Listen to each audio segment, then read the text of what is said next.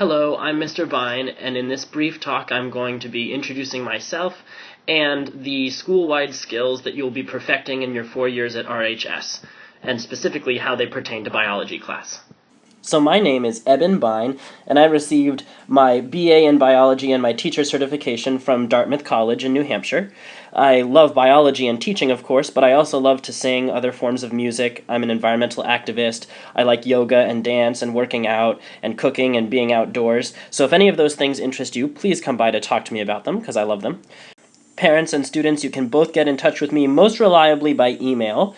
This email right here. You can also find me in the building at room C7, and my extension is 51272. My YouTube channel and also my Facebook and Twitter handles are Binology, like my name and my favorite subject. During your stay at Revere High School, you're going to perfect 5 basic academic skills that will be crucial to your survival and success in your adult life. Namely, how to write, how to problem solve creatively, how to read, how to be civic and socially responsible, and how to speak and listen effectively. I've been working with a team of teachers and administrators to take these skills, merge them with state standards and national standards into usable documents, namely these school-wide rubrics that are going to be posted on the school website as they get created. You can see our current drafts of the creative problem-solving rubric and the writing rubric are already posted. At first glance, the rubrics, like the one shown here, this is the creative problem-solving rubric, might seem intimidating. However, don't worry, you have all 4 years at RHS to read through these, get familiar with them, and perfect the skills therein. All I'm going to do now is pick out some of the most important skills that are relevant to biology class and highlight them. For example, whenever you are creatively solving a problem, you first need to identify and analyze the problem itself, figure out what the problem or question is asking. You need to gather relevant information. You have to break that information down into steps. You have to analyze that information using reasoning skills. Then you have to use results to reach a conclusion of some sort, and then share or communicate those results to other people. This is true in biology class, it's true in any class, and it's true in life. Reading is another school-wide skill you will have to perfect. Whenever you plan to read, you're going to have to identify relevant and reliable sources. You're going to have to understand the central ideas from the text and diagrams in those sources. You'll have to annotate and note-take on those sources. You'll have to master any of the vocabulary that's inside, and you'll have to evaluate how true or false the claims that the author is making are. Pause the video right here and practice applying some of these skills to the passage in front of you about cats. To comprehend and evaluate this text, good readers will have to define key vocabulary. For example, to defenestrate means to throw out of a window. Meow!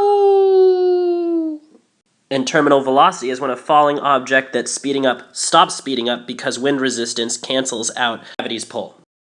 Then I need to consider my source. It so happens that I heard about this story from my roommate. However, she says she heard it from a Radiolab episode, which is probably much more reliable than just her word of mouth.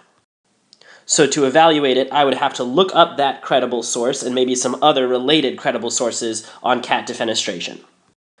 If I were a terrible person, I could also design an experiment to evaluate this claim. For example, I could throw equal numbers of cats that are jerks out of windows in ranges A, B, and C in the diagram, and then I could compare the percentage of injured cats in ranges A, B, and C after I did so. If I found that cats were okay falling from this range, not okay falling from this range, and okay falling from this range, then I might support that claim. No one has the time to run an experiment to test every single thing that they hear, so at least make sure you're just questioning the text in the back of your mind whenever you read it. Is this source credible? This is also necessary when the experiment that you're running is not very ethical. We will also be perfecting the school-wide skills of speaking and listening. When we have discussions in class, which we will have often, come to discussions prepared. Be prepared to actively listen and take notes on what you hear. And please ask relevant questions to probe meaning and propel discussions forward. You will also have many small and 2 large opportunities to present your knowledge in front of the class. When you do so, you want to use your speaking skills to engage others with clearly expressed and thought-provoking ideas, supplemented by relevant media such as PowerPoints. You may also convey your ideas through writing. When you do, you will often be arguing a claim, even when you're just answering a question on a test. And whenever you do that, you must provide both evidence and reasoning for your claim. Whether note-taking, essay writing, or PowerPoint designing, you will always need to convey your understanding of the complex ideas therein. To do so effectively, you're going to need to use appropriate content-specific words, and when I say it, I mean it. Students tend to learn more vocabulary words in a biology class than they do in their average language class, so you're going to be using tons and tons of content-specific words in biology.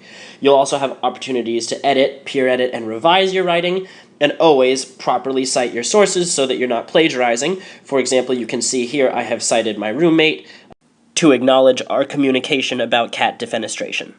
Last, but certainly not least, you will perfect your civic and social skills at RHS, namely how to be an effective group worker, how to maintain and respect public workspaces and materials, and demonstrate awareness of local and global issues.